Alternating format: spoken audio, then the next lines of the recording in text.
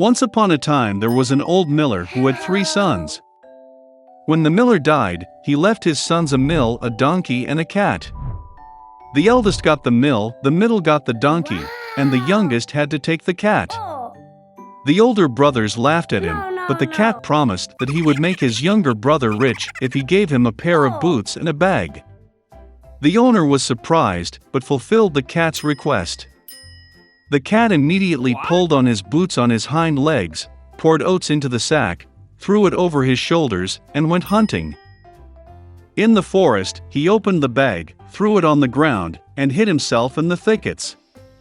He didn't have to wait long. A curious hare galloped to the sack and climbed into it to feast on oats. And the cat was just waiting for that. He jumped out of the thicket, tightened the sack, lifted it on his shoulders, and went to the royal castle.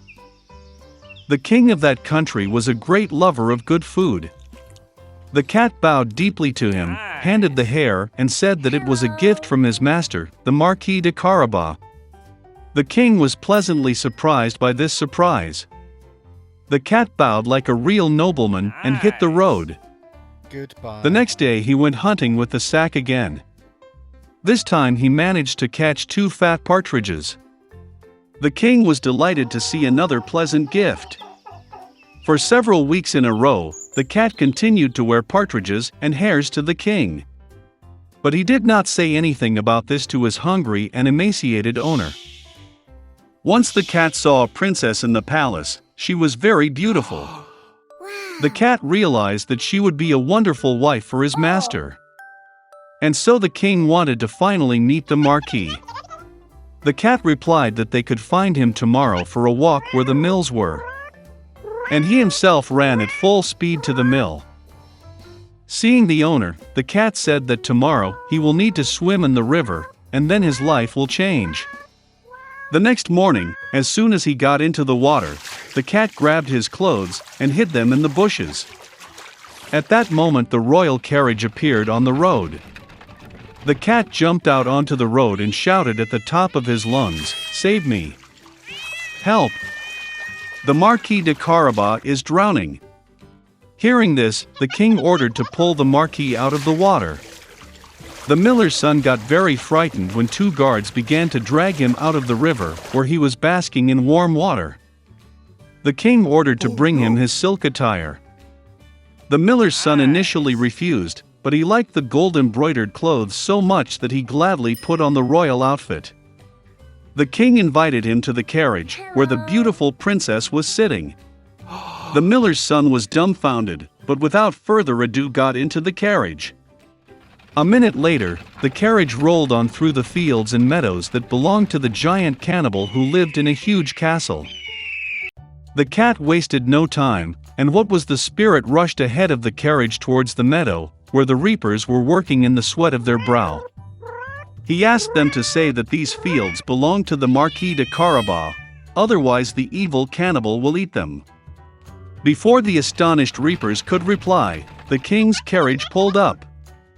And when the king asked whose meadows they were, they answered in a friendly chorus that these fields belonged to the Marquis de Carabas. Meanwhile, the cat went straight to the man-eater's castle. With feline dexterity, he jumped over the stone wall and made his way into the castle. The cannibal was sitting at a large table laden with various dishes. Seeing the puss in boots, he was greatly surprised at such impudence. The cat began to tease the giant and said that he could not turn into a lion. Before the cat had time to utter these words, the cannibal turned into a huge lion with a shaggy mane. The cat's soul went into his boots from fear, but he overcame it and said that the cannibal could never turn into a mouse. The terrible lion disappeared, and a small mouse appeared in its place.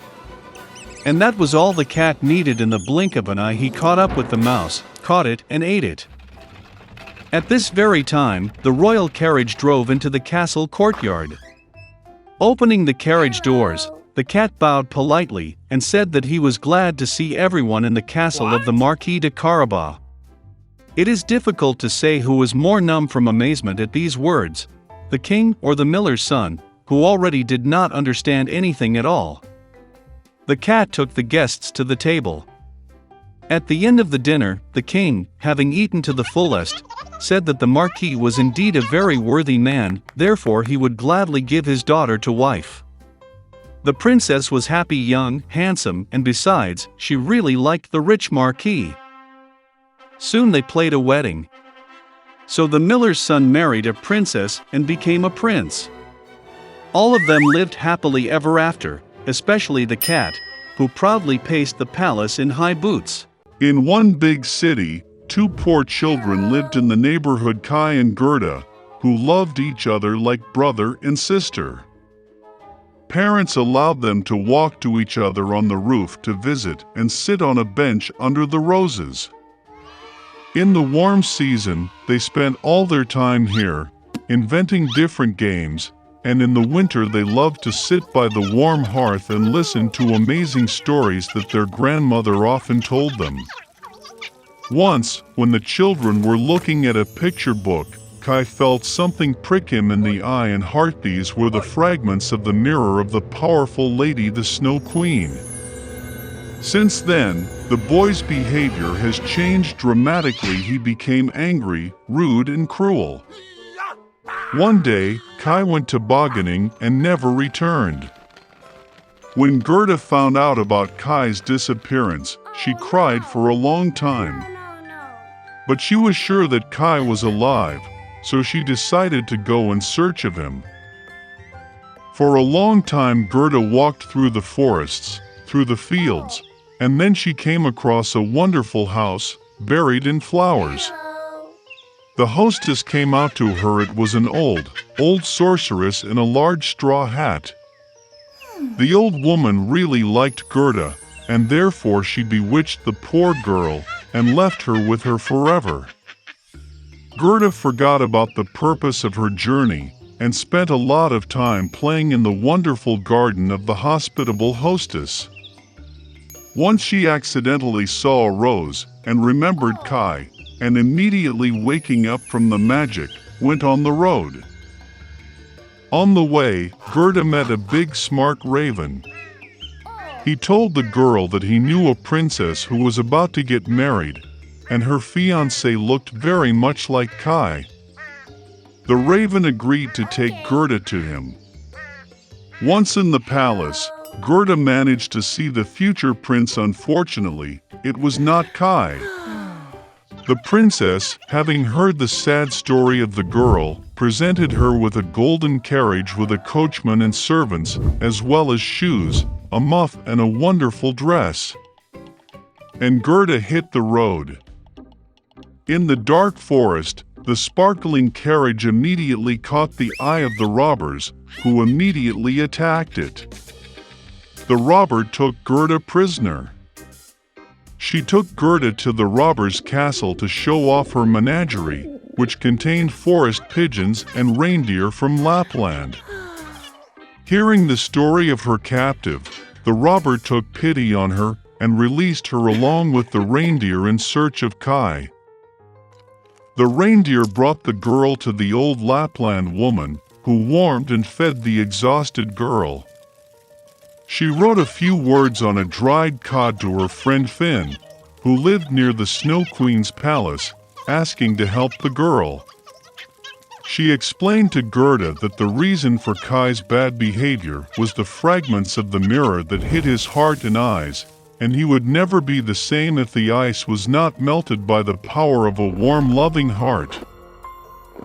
Gerda went to the palace of the Snow Queen alone. No one dared approach the house of the powerful mistress. She was very cold and scared. Finding herself in the castle, Gerda was surprised how cold, deserted, and dead he was. Soon she noticed Kai, who turned completely blue, almost blackened from the cold. The boy sat in a corner and tried to lay out the word eternity from the ice floes, because in this case he would have received the whole world and a pair of new skates as a gift from the Snow Queen. Gerda rushed to Kai, hugged him tightly and cried. With her hot tears, she melted the splinter stuck in the boy's heart. Having picked up Kai also began to cry, and the second shard flowed out of his eyes along with tears. How happy they were to see each other! But there was no time for joy. They had to get out of the ice palace before the Snow Queen returned. When Kai and Gerda finally got out of the kingdom of the Snow Queen, they hurried home. On the way back, they met all the friends who helped Gerda in her search. At home, their favorite blooming roses were waiting for them, and everything that happened was soon forgotten by them, like a heavy dream.